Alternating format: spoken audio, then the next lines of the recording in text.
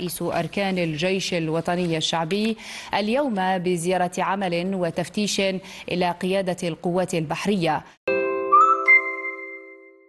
الوطني الشعبي خلال شهر رمضان المعظم.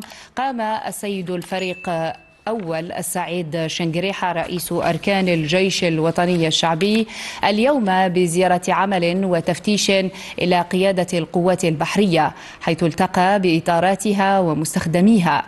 عقب مراسم الاستقبال من قبل اللواء محفوظ بن مداح قائد القوات البحرية، وقف السيد الفريق أول وقفة ترحم على روح الشهيد البطل سويداني بوجمعة الذي يحمل مقر قيادة القوات البحرية اسمه، حيث وضع إكليلا من الزهور أمام المعلم التذكاري المخلد له، وتلا فاتحة الكتاب على روحه الطاهرة وعلى أرواح الشهداء الأبرار. عقب ذلك كان للسيد الفريق أول لقاء مع إطارات ومستخدمي قيادة القوات البحرية، ألقى خلاله كلمة توجيهية بثت إلى كافة مدارس ووحدات القوات البحرية عن طريق تقنية التحاضر عن بعد. هنأهم في مستهلها بعيد النصر الموافق ل19 مارس من كل سنة، داعيا إياهم للترحم على أرواح كافة شهداء الجزائر.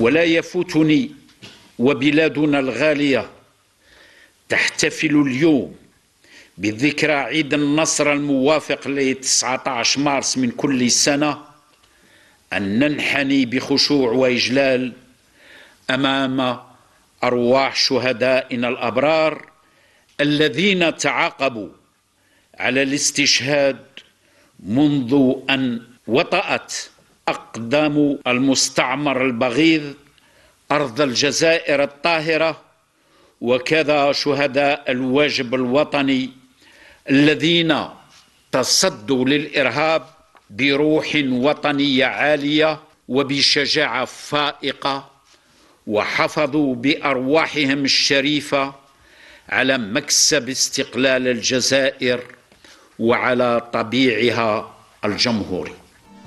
الجيري 360 تتمنى لكم رمضان كريم.